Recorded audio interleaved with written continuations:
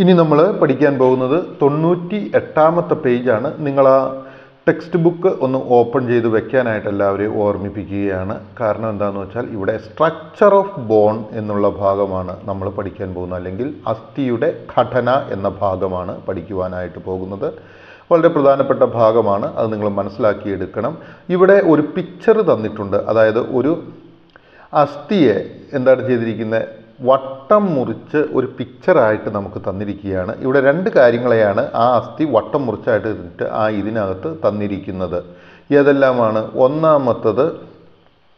ഒന്നാമത്തെ എന്താണെന്ന് ചോദിച്ചു കഴിഞ്ഞാൽ പെരിയോസ്റ്റിയം എന്ന് പറയുന്ന സ്ഥലമാണ്. പെരിയോസ്റ്റിയം എന്ന് പറയുന്ന വസ്തുവിനെയാണ് കാണിച്ചു തന്നിരിക്കുന്നത്. രണ്ടാമതായിട്ട് നമുക്ക് അവിടെ കാണിച്ചു തന്നിരിക്കുന്നത് ഒരു ബ്ലഡ് വെസലുകളെയാണ്, അല്ലെങ്കിൽ രക്തക്കുഴലുകളെയാണ് കാണിച്ചിരിക്കുന്നത്. അപ്പം അസ്ഥിക്കകത്ത് ഉള്ള രണ്ട് കാര്യങ്ങളുടെ ചിത്രമാണ് തന്നിരിക്കുന്നത്. ഒന്ന് പെരിയോസ്റ്റിയം, രണ്ടാമത്തത് രക്തക്കുഴലുകൾ അല്ലെങ്കിൽ ബ്ലഡ് വെസൽസ്. ഇനി നമ്മൾ ആ ഭാഗത്തേക്ക് പോവുകയാണ്. ഒന്ന് നോക്കുക അതിൻ്റെ സ്ട്രക്ചർ എങ്ങനെയാണെന്ന്.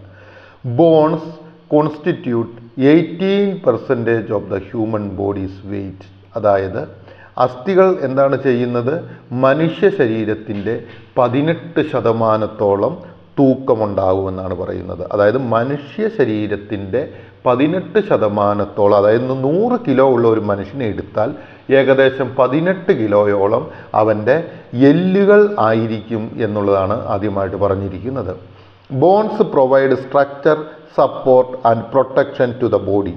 രണ്ടാമതായിട്ട് നമ്മൾ മനസ്സിലാക്കേണ്ട കാര്യം എന്താണ്? ബോൺസ് പ്രൊവൈഡ്, അതായത് അസ്ഥികൾ നൽകുന്നു. എന്തെല്ലാമാണ് അസ്ഥികൾ ശരീരത്തിന് നൽകുന്നത്?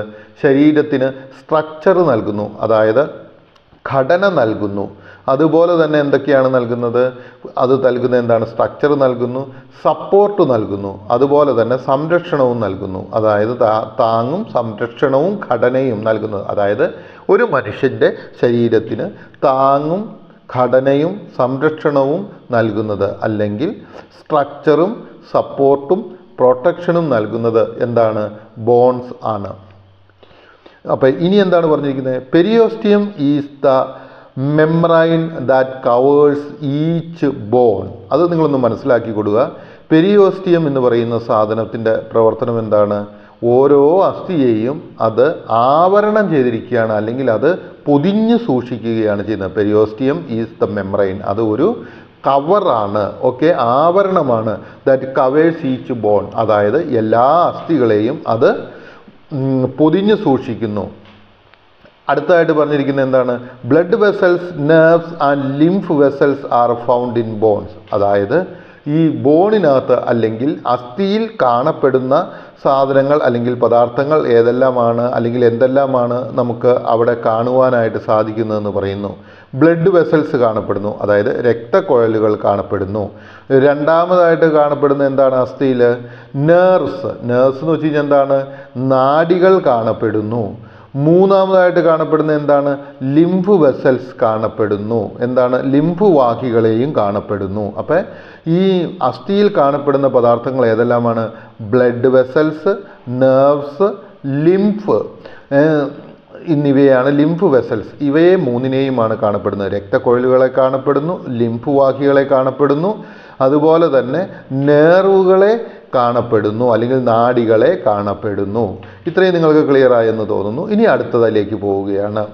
Calcium, phosphate, collagen, protein and salt provide hardness and strength to the bones.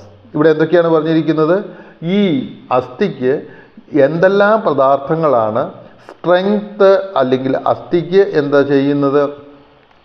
ബലവും കാഠിന്യവും നൽകുന്നത് എന്തെല്ലാം പദാർത്ഥങ്ങളാണ് എന്നുള്ളതാണ് പറഞ്ഞിരിക്കുന്നത്. Hardness and strength. ഹാർഡ്നെസ് എന്ന് വെച്ച് കഴിഞ്ഞാൽ നിങ്ങൾക്കറിയാം എന്താണ്? കാഠിന്യം. സ്ട്രെങ്ത് എന്ന് വെച്ചാൽ എന്താണ്? ബലം. അപ്പം അസ്ഥിക്ക് ബലം നൽകുന്ന പദാർത്ഥങ്ങൾ ഏതെല്ലാമാണ് എന്നാണ് നമ്മളോട് ചോദിച്ചിരിക്കുന്നത്. അവിടെ നൽകുന്ന പദാർത്ഥങ്ങൾ ഏതെല്ലാമാണ് എന്ന് നിങ്ങൾക്കറിയാം. ഒന്നാമതായിട്ട് കാൽസ്യം, രണ്ടാമതായിട്ട് ഫോസ്ഫേറ്റ്, മൂന്നാമതായിട്ട് കൊളാജൻ എന്ന് പറയുന്ന പ്രോട്ടീൻ, നാലാമതായിട്ട് നമുക്ക് കിട്ടുന്ന സാധനം എന്താണ്? സോൾട്ട്. അതായത് സോൾട്ട് എന്ന് വെച്ച് കഴിഞ്ഞാൽ ലവണങ്ങൾ. ഇത്തരം പദാർത്ഥങ്ങൾ എല്ലാം എന്താണ് ചെയ്തുകൊണ്ടിരിക്കുന്നത്? അസ്ഥിക്ക് ഹാർഡ്നെസ്സും സ്ട്രെങ്ത്തും അല്ലെങ്കിൽ ബലം നൽകുന്നു. ഓക്കെ, അത്രയും നിങ്ങൾക്ക് മനസ്സിലായെന്ന് തോന്നുന്നു. അസ്ഥിക്ക് ബലം നൽകുന്നു, അതുപോലെ തന്നെ ആ അസ്ഥിക്ക് കാഠിന്യം നൽകുന്നു. ഇനി എന്താണ് നമ്മൾ പഠിക്കുവാനായിട്ട് പോകുന്നത് എന്ന് ചിന്തിച്ചു നോക്കുക. Osteoblast cells of bones deposit minerals in the bones. ഇനി എന്താണ് പറയുന്നത്? ഒരു സെല്ലുകളാണ്. ആ സെല്ലുകളുടെ പേരെന്താണ്? ഓസ്റ്റിയോബ്ലാസ്റ്റ് സെൽസ് എന്നാണ് പറയുന്നത്. ആ സെല്ലുകൾ എന്ത് ചെയ്യുന്നു? അസ്ഥികൾക്ക് എന്താ ചെയ്യുന്നു? അസ്ഥികളിൽ മിനറൽസിനെയും അതുപോലെയുള്ള പദാർത്ഥങ്ങളെയും എന്തു ചെയ്യുന്നു? ബോണിൽ, അസ്ഥികളിലേക്ക് നിക്ഷേപിക്കുന്നു. എന്തിനു വേണ്ടിയാണ് അവയെ നിക്ഷേപിക്കുന്നത്? Make them strong and firm and also help in growth and repair. ഇങ്ങനെ ഓസ്റ്റിയോബ്ലാസ്റ്റ് സെൽസ് നമ്മളുടെ അസ്ഥികളിലേക്ക് ധാതുക്കളെയും ലവണങ്ങളെയും നിക്ഷേപിക്കുന്നത് കൊണ്ട് എല്ലുകൾക്ക് ദൃഢതയും ശക്തിയും നൽകുന്നു. അപ്പോൾ what is the function of osteoblast cells? They deposit in our bones minerals and other things. For what? To make the bones strong and firm and to grow and repair. അതുപോലെ തന്നെ എല്ലുകൾ വളരുന്നതിനും അതുപോലെ എന്തെങ്കിലും എല്ലിന് ഒരു കേട് വന്നിട്ടുണ്ടെങ്കിൽ ആ കേടിനെ മാറ്റിയെടുക്കുന്നതിനും വേണ്ടിയിട്ട്. നിങ്ങൾക്ക് മനസ്സിലായി എന്ന് ഞാൻ പ്രതീക്ഷിക്കുന്നു.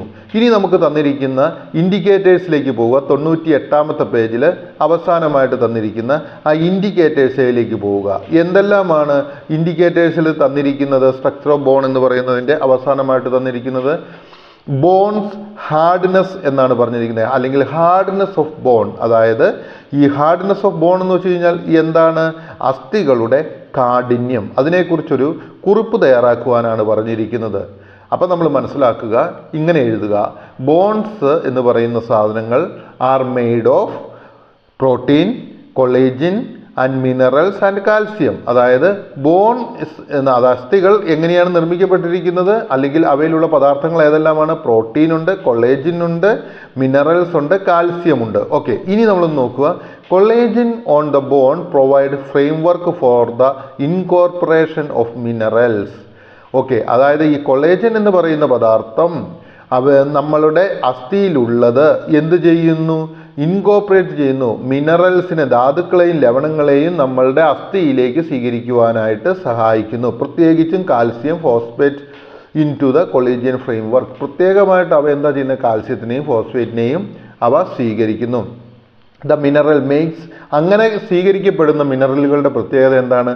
That mineral makes the bones hard and strong. ആ മിനറലുകളാണ് അസ്ഥികളെ കട്ടിയുള്ളതും കഠിനമുള്ളതും ശക്തിയുള്ളതും ബലവത്തുള്ളതുമാക്കി തീർക്കുന്നത്. While collagen provides flexibility so the bones can resist breaking.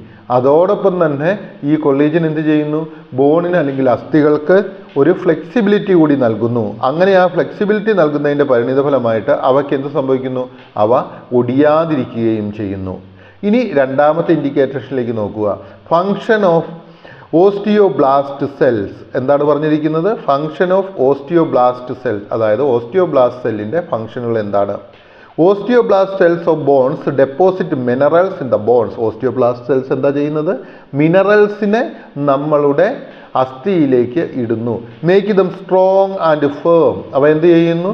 അങ്ങനെ ഈ മിനറൽസിനെ ഓസ്റ്റിയോബ്ലാസ്റ്റ് സെൽസ് നമ്മളുടെ അസ്ഥിയിൽ വെച്ച് കഴിയുമ്പോൾ നമ്മളുടെ അസ്ഥികളെ എന്താ ചെയ്യുന്നത്? Strong and firm. അവ നമ്മളുടെ അസ്ഥികളെ നല്ല കഠിനമുള്ളതുമാക്കുന്നു, അതുപോലെ തന്നെ ശക്തിയുള്ളതും ദൃഢതയുള്ളതുമാക്കുന്നു. And also help growth and repair. അവയും എന്ത് ചെയ്യുന്നു? നമ്മളുടെ അസ്ഥികളെ വളർച്ചയ്ക്കും അസ്ഥികളുടെ എന്താണ് ചെയ്യുന്നത്? റിപ്പയറിങ്ങിന്, കേടുപാറ്റുകൾ സംഭവിച്ചാൽ അവയെ റിപ്പയർ ചെയ്യുന്നതിനായിട്ടും സഹായിക്കുന്നു. എനിക്ക് തോന്നുന്നു ഈ ഭാഗം, സ്ട്രക്ചർ ഓഫ് ബോൺ എന്ന് പറയുന്ന ഭാഗം നിങ്ങൾക്ക് മനസ്സിലായെന്ന് തോന്നുന്നു. ഇനി നമുക്ക് അടുത്ത വീഡിയോയിലേക്ക് പോകാം.